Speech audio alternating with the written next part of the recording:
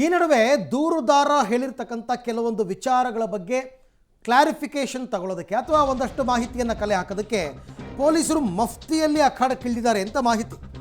ಧರ್ಮಸ್ಥಳದ ನೇತ್ರಾವತಿ ತಟ್ಟದಲ್ಲಿ ಶವಗಳ ಶೋಧ ಕಾರ್ಯ SIT ಪೊಲೀಸರ ದಿಕ್ಕು ತಪ್ಪಿಸ್ತಾ ಇದ್ದಾರಾ ಈ ದೂರುದಾರ ಅಂತ. ಹಾಗಾಗಿ ಮಾರು ವೇಷದಲ್ಲಿ ಅಖಾಡಕ್ಕಿಳಿದಿದ್ದಾರೆ SIT ಅಧಿಕಾರಿಗಳು.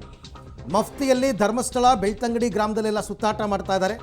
ದೂರುದಾರ ಹೇಳಿದ ಮಾಹಿತಿಯನ್ನು ಮ್ಯಾಚ್ ಆಗುವ ಕುರುಹುಗಳು ಸಿಗುತ್ತಾ ಅಂತ ಹುಡುಕಾಡ್ತಾ ಇದ್ದಾರೆ.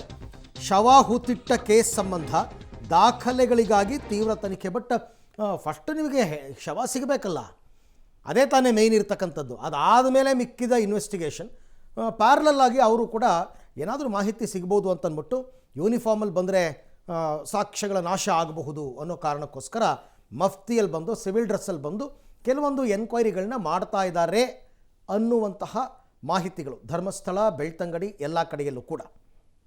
ಈ ಬಗ್ಗೆ ಕೂಡ ಮತ್ತಷ್ಟು ಮಾಹಿತಿ ನನ್ನ ಕೊಲೀಗ ಸುಕ್ಪಾಲ್ ಅವರಿಂದ ಪಡೆಯೋಣ. ಸುಕ್ಪಾಲ್, ಈಗ ಮಫ್ತಿಯಲ್ಲಿ ಬರುವ ಪೊಲೀಸರು ಕಲೆ ಹಾಕುತ್ತಿರುವಂತಹ ಮಾಹಿತಿಗಳು ಏನು ಅಂತ?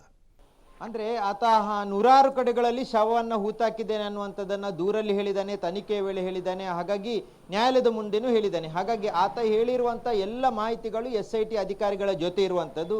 ಇದನ್ನು ಹಿಡ್ಕೊಂಡು ಆತ ಹೇಳಿರುವಂಥ ಯಾವುದಾದ್ರೂ ಪಾಯಿಂಟ್ಗಳು ಎಲ್ಲಿಯಾದರೂ ಕನೆಕ್ಟ್ ಆಗುತ್ತಾ ಅನ್ನುವಂಥ ಹಿನ್ನೆಲೆಯಲ್ಲಿ ಸ್ಥಳೀಯವಾಗಿ ಕೇಳುವಂಥ ಪ್ರಯತ್ನಗಳನ್ನು ಮಾಡ್ತಾ ಇರುವಂಥದ್ದು. ಆತ ಹೇಳಿರುವಂಥದ್ದು ಕೆಲವೊಂದು ಅರಣ್ಯ ಪ್ರದೇಶದಲ್ಲಿ ನಾನು ಹೂತಾಕಿದ್ದೇನೆ, ಕೆಲವೊಂದು ಕಲ್ಲೇರಿ ಅನ್ನುವಂಥ ಪ್ಲೇಸನ್ನು ಅದರಲ್ಲಿ ನಮೂದಿಸಿರುವಂಥದ್ದು. ಆ ಪ್ಲೇಸಲ್ಲಿ ನಾನು ಹೂತಾಕಿದ್ದೇನೆ, 15 ವರ್ಷದ ಒಂದು ಅಪ್ರಾಪ್ತ ಬಾಲಕಿಯನ್ನು ಅತ್ಯಾಚಾರ ಮಾಡಿ ನನ್ನ ಹತ್ರ ತಂದು ಹೂತಾಕ್ಲಿಕ್ಕೆ ಹೇಳಿದರು. ಈ ರೀತಿಯಾದಂಥ ಕೆಲವು ಕಥೆಗಳನ್ನು ಏನು ಹೇಳಿದ್ದಾನೆ, ಈ ಕಥೆಗಳು ನಿಜ ಅನ್ನುವಂಥದ್ದನ್ನು ಸ್ಥಳೀಯರಲ್ಲೂ ಕೇಳುವಂಥ ಪ್ರಯತ್ನಗಳನ್ನು ಮಾಡ್ತಾರೆ. ಮಾಮೂಲಿಯಾಗಿ ಪೊಲೀಸರು ಹೋಗಿ ಕೇಳಿದರೆ ಅದು ವಿಚಾರಣೆ ಅಂತ ಆಗುತ್ತೆ, ಹಾಗಾಗಿ ಯಾರು ಮಾತಾಡೋದಿಲ್ಲ.